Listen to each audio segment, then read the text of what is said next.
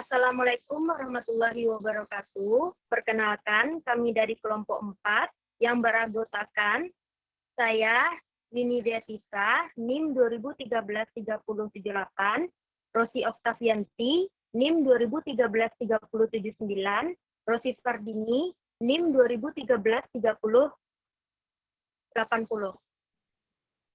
Baiklah, hari ini kami akan mempresentasikan hasil diskusi kami, yaitu tentang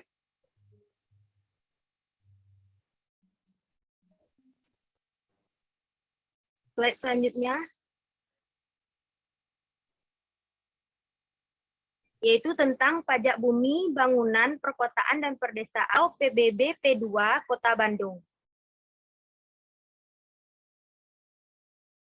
Pengertian, PBB P2 merujuk pada pasal 1 angka 37 UU PDRD adalah pajak atas bumi dan atau bangunan yang dimiliki, dikuasai, dan atau dimanfaatkan oleh orang pribadi atau badan, kecuali kawasan yang digunakan untuk kegiatan usaha perkebunan, perhutanan, dan pertambangan. Perda tentang PBB P2 di Kota Bandung. Yang pertama yaitu subjek pajak adalah orang pribadi atau badan yang dapat dikenakan PBB. Wajib pajaknya adalah orang pribadi atau badan yang secara nyata mempunyai suatu hak atas bumi dan atau memperoleh manfaat atas bumi dan atau memiliki, menguasai, dan atau memperoleh manfaat atas bangunan yang mempunyai hak dan kewajiban perpajakan sesuai dengan peraturan perundang-undangan perpajakan daerah. Baiklah, selanjutnya akan dibacakan oleh Rosi Oktavianti. Kepada Rosi dipersilahkan. Baiklah, selanjutnya objek pajak yang tidak dikenakan pajak bumi dan bangunan perdesaan dan perkotaan adalah objek pajak yang digunakan oleh pemerintah dan daerah untuk penyelenggaraan pemerintahan. Yang kedua, digunakan semata-mata untuk melayani kepentingan umum di bidang ibadah, sosial, kesehatan, pendidikan, dan kebudayaan nasional yang tidak dimaksud untuk memperoleh keuntungan. Yang ketiga, digunakan untuk kuburan, peninggalan purbakala, atau yang sejenis dengan itu. Yang keempat, merupakan hutan lindung, hutan suaka alam, hutan wisata, taman nasional, dan tanah negara yang belum dibebani suatu hak.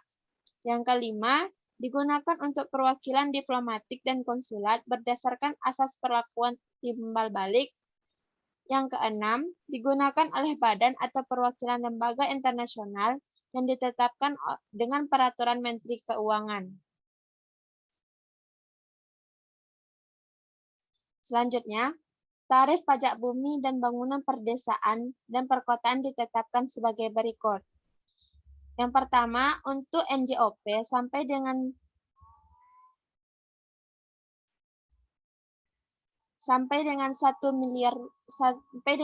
miliar rupiah ditetapkan sebesar 0,2% per tahun.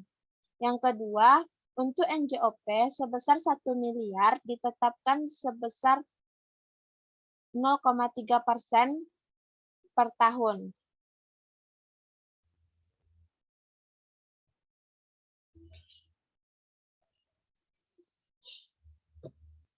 Baiklah, selanjutnya akan diteruskan oleh Rosi Fardini. Kepada Rosi Fardini dipersilahkan.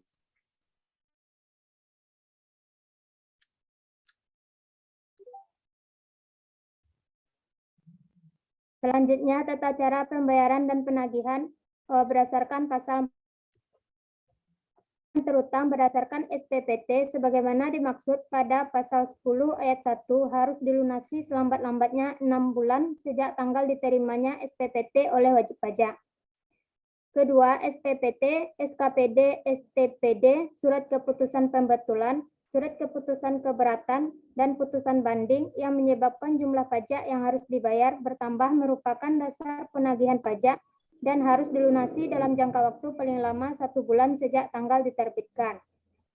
Selanjutnya, Kepala Daerah atas permohonan wajib pajak setelah memenuhi persyaratan yang ditentukan dapat memberikan persetujuan kepada wajib pajak untuk mengangsur atau menunda pembayaran pajak dengan dikenakan bunga sebesar 2% setiap bulan.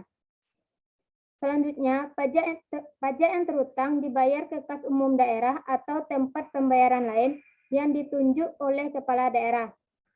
Dan yang terakhir, ketentuan lebih lanjut mengenai tata cara pembayaran, penyetoran, angsuran, dan penundaan pembayaran pajak diatur dengan peraturan kepala daerah.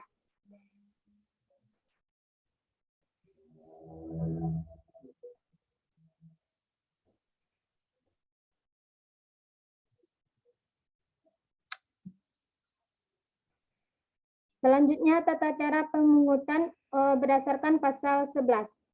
Pertama, pemungutan pajak bumi dan bangunan pedesaan dan perkotaan dilarang diborongkan. Kedua, setiap wajib pajak wajib membayar pajak terutang berdasarkan SPPT. Ketiga, wajib pajak yang memenuhi kewajiban perpajakan berdasarkan penetapan kepala daerah dibayar dengan menggunakan SKPD.